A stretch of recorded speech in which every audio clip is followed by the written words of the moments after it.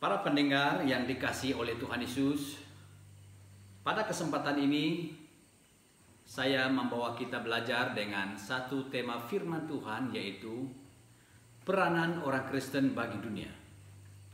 Peranan orang Kristen bagi dunia atau fungsi orang Kristen bagi dunia. Apakah peranan, apakah fungsi orang Kristen bagi dunia ini? Pada saat Tuhan Yesus berada di dalam bumi ini, seketika Yesus berkhotbah, dan waktu itu murid-muridnya datang duduk mendengar apa yang dikatakan oleh Tuhan Yesus. Dan di situ Tuhan Yesus menegaskan kepada murid-muridnya pada waktu itu, supaya mereka tahu apa fungsi, apa peranan mereka terhadap dunia ini. Nah, dengan itu Yesus mau supaya murid-muridnya mengetahui apa peranan mereka bagi dunia ini. Dengan itu mari kita melihat di dalam Matius pasal yang ke-5 ayat 13 sampai ayatnya yang ke-16. Matius pasal yang ke-5 ayat 13 sampai ayat 16. Kamu adalah garam dunia. Jika garam itu menjadi tawar, dengan apakah ia diasinkan? Tidak ada lagi gunanya selain dibuang dan diinjak orang. Kamu adalah terang dunia. Kota yang terletak di atas gunung tidak mungkin tersembunyi. Lagi pula, orang tidak menyalakan pelita lalu meletakkannya di bawah gantang, melainkan di atas kaki dian sehingga menerangi semua orang di dalam rumah itu. Demikianlah hendaknya terangmu bercahaya di depan orang, supaya mereka melihat perbuatanmu yang baik dan memuliakan Bapamu yang di surga. Para pendengar yang dikasihi oleh Tuhan Yesus, dalam teks ini Tuhan Yesus menggunakan dua ilustrasi. Ilustrasi ini menjelaskan tentang peranan muridnya terhadap dunia ini. Ilustrasi yang pertama adalah garam, dan yang kedua terang. Jadi kedua jenis ini, kedua benda ini, Tuhan Yesus menggambarkan bahwa ada dua peranan atau ada dua fungsi yang dilakukan oleh muridnya terhadap dunia ini. Demikian pun dengan kita sebagai orang Kristen, apa yang harus kita buat? Apa peranan kita terhadap dunia ini? Para pendengar yang dikasihi oleh Tuhan Yesus, pada kesempatan ini saya hanya fokus membawa kita belajar tentang garam. Saya tidak membawa kita tentang terang, tetapi saya hanya fokus kepada garam. Bapak, Ibu, dan para pendengar yang dikasihi oleh Tuhan Yesus, peranan garam dalam kehidupan manusia telah dikenal sejak zaman purba, termasuk pada zaman Tuhan Yesus. Yesus memakai ilustrasi itu adalah untuk menggambarkan peranan murid-muridnya di tengah-tengah dunia, dimanapun mereka berada. Jadi saya tidak akan membahas peranan atau fungsi garam dalam konteks masa sekarang, karena penggunaannya terlalu luas. Tetapi saya hanya membahas fungsi atau peranan garam pada masa Tuhan Yesus. Saudara yang kekasih dalam Tuhan Yesus, peranan garam banyak. Mengawetkan makanan atau mengawetkan daging, menyedapkan masakan, mencegah daging daripada busuk dan sebagainya. Jadi itu adalah peranan garam. Nah, saudara yang kekasih, mari kita kembali kepada ayat 13. Apa yang dikatakan oleh Tuhan Yesus kepada murid-muridnya? Kamu adalah garam dunia. Nah, jadi apa makna ini bagi muridnya waktu itu? Dan apa maknanya bagi kita sekarang ini? Yang dikatakan oleh Yesus, kamu adalah garam dunia. Fungsi yang pertama adalah Yesus mau supaya murid Yesus itu berperan sebagai pengawet, sebagai pelindung, sebagai pemelihara, dan sebagai pencegah dunia dari kebusukan dan kebejatan moral. Cukup jelas. Kalau kita memperhatikan, Tuhan Yesus bukan hanya memanggil murid-muridnya untuk mengikuti Yesus dan belajar dari Yesus. Tetapi Yesus mau supaya murid-muridnya itu menjadi garam. Mengawetkan, pelindung, pemelihara, pencegah daripada kebejatan moral dan kejahatan manusia di dunia ini. Saudara yang kekasih dalam Tuhan Yesus, artinya adalah dimanapun mereka berada, Yesus mau supaya mereka ini berperan, berfungsi dalam kedudukan sebagai garam dunia. Jadi harus mereka berfungsi untuk mencegah dunia dari segala bentuk kejahatan.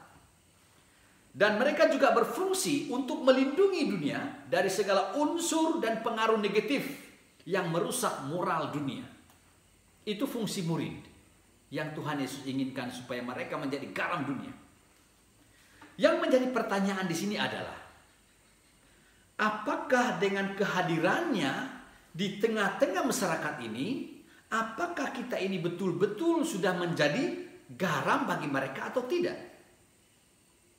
Apakah dengan kehadiran kita di tempat jemaat, apakah kita ini sudah menjadi berkat atau tidak? Apakah kehadiran kita dapat mencegah mereka dari segala macam kejahatan atau tidak? Atau sebaliknya? Apakah kehadiran kita ini dapat membuatkan mereka bertobat atau sebaliknya? Jangan-jangan dengan kehadiran kita di tempat itu, mereka semakin lama semakin jahat. Tetapi Tuhan Yesus mau supaya murid-muridnya menjadi garam. Mencegah, melindungi, memelihara. Mencegah untuk melakukan hal yang jahat. Itu yang Tuhan Yesus mau. Lalu yang kedua, fungsi yang kedua. Di mana Tuhan katakan kepada murid-muridnya, kamu adalah garam dunia. Artinya, Tuhan Yesus mau supaya para murid Yesus harus berfungsi, harus berperan sebagai pembangkit dahaga atau menimbulkan kehausan. Itu yang Tuhan mau. Garam berfungsi untuk membuatkan orang haus. Kalau kita makan banyak garam, pasti haus, saudara. Jadi kalau haus, apa yang kita buat? Pasti cari air untuk memuaskan dahaga kita, untuk menghilangkan rasa haus kita. Jadi Tuhan Yesus tidak menegaskan kepada murid-muridnya supaya mereka harus menjadi air tawar, tidak. Tetapi Tuhan Yesus mengingatkan dan mau kepada murid-muridnya supaya mereka ini menjadi seperti air laut yang masin, yang membuatkan orang haus akan kebenaran firman Tuhan. Para pendengar yang kekasih dalam Tuhan Yesus, ini yang Tuhan mau kepada kita sebagai murid-muridnya. Supaya dengan hadirnya kita di satu tempat, supaya orang haus akan kebenaran firman Tuhan. Setiap murid harus berperan untuk membangkitkan kehausan, kedahagaan. Melalui apa? Melalui perkataan, tutur kata kita. Tutur kata kita harus menjadi berkat. Melalui kehidupan kita yang harus menjadi kesaksian, menjadi berkat bagi orang lain, bukan menjadi batu sandungan bagi orang lain. Melalui tindakan atau perbuatan kita harus jujur, hidup sederhana, hidup dengan kerendahan hati, saling menghormati satu dengan yang lain. Jangan hanya kita mau dihormati, tetapi kita tidak menghormati orang lain. Alkitab bilang apa? Kalau kamu mau dihormati, hormati orang dulu. Jangan kita mau dihormati, tetapi kita tidak menghormati orang lain. Itu tidak betul. Nah, jadi Tuhan Yesus mau kepada murid-muridnya supaya mereka ini menjadi satu pembangkit dahaga bagi dunia ini.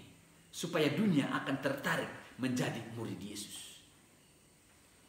Para pendengar yang saya kasih dalam Tuhan Yesus. Fungsi yang ketiga atau peranan yang ketiga yang Tuhan Yesus mau kepada murid-muridnya untuk dilakukan bagi dunia ini adalah para murid harus berperan sebagai baja yang menyuburkan kehidupan. Sebagai baja atau dalam bahasa Indonesia jadi pupuk, supaya tanah itu subur dan tanaman pun subur. Dr. Lukas, seorang doktor kimia, menyatakan bahwa garam juga punya fungsi untuk jadikan baja. Mari kita melihat di dalam Injil Lukas pasal 14 ayat 35. Injil Lukas pasal 14 ayat 35. Tidak ada lagi gunanya baik untuk ladang maupun untuk pupuk, baja ya. Dan orang membuangnya saja. Siapa mempunyai telinga untuk mendengar, hendaklah ia mendengar. Jadi Lukas, seorang ahli kimia, Lukas memberitahu bahwa pada masa Tuhan Yesus, manusia telah menemukan secara ilmiah bahwa peran garam atau fungsi garam adalah untuk menyuburkan tanah dan menyuburkan tanaman. Jadi apa yang dimaksudkan oleh Lukas di sini adalah kalau garam itu tidak memberi kesan apa-apa kepada tanah dan kepada tanaman, maka orang membuang garam itu. Jadi jelas apa yang dikatakan oleh Tuhan Yesus kepada murid-muridnya. Jika garam itu, kita lihat di Matius pasal 5 ayat 13 ya. Jika garam itu menjadi tawar, dengan apakah ia diasinkan? Tidak ada lagi gunanya selain dibuang dan diinjak orang. Jelas Tuhan Yesus bilang, kalau garam itu sudah hilang asinnya atau masinnya, tidak ada guna lagi, tidak ada fungsinya, orang akan buang dan injak lagi. Para pendengar yang dikasihi oleh Tuhan Yesus, dengan itu Tuhan Yesus mau supaya murid-muridnya berperan aktif, berfungsi terus-menerus untuk membangun orang lain, bukan melemahkan orang lain, bukan menghakimi orang lain, membina orang lain, membimbing orang lain, dan mendewasakan orang lain, dan sebagainya. Para pendengar yang dikasihi oleh Tuhan Yesus, Tuhan menegaskan hal ini kepada murid-muridnya di masa lalu, supaya mereka ini menjadi baja, pupuk untuk menyuburkan kehidupan orang lain. Kita jangan menghakimi orang lain, tetapi memberi semangat, membangun orang lain, supaya kita sama-sama hidup untuk memuliakan Tuhan. Para pendengar yang dikasihi oleh Tuhan Yesus, pertanyaannya adalah, apakah kehadiran kita ini sudah memberi pertumbuhan bagi orang lain atau mendatangkan batu sandungan bagi orang lain? Ini sangat penting. Jadilah penolong bagi orang lain, bukan menjadi pembohong. Jadilah batu loncatan bagi orang lain, bukan menjadi batu sandungan bagi orang lain. Para pendengar yang dikasihi oleh Tuhan, marilah kita menjadi garam dunia. Itu yang Tuhan inginkan kepada saya dan kepada kita semua. Dimanapun kita berada, haruslah menjadi contoh, haruslah menjadi teladan, baik dengan perkataan kita, sikap tindakan kita, cara pikir kita. Biarlah kita menjadi garam dimanapun kita berada. Jangan ambil kesempatan dalam kesempitan. Kalau tidak ada orang Kristen di situ, maka kita tidak menjadi garam. Itu tidak benar. Dimanapun kita berada, jadilah garam. Itu yang Tuhan mau. Dan itulah fungsi, dan itulah peranan orang Kristen bagi dunia ini. Supaya Tuhan saja dimuliakan di dalam hidup kita. Demikianlah perkongsian firman Tuhan untuk dikongsikan bagi kita pada saat ini. Terima kasih. Tuhan Yesus memberkati kita. Haleluya.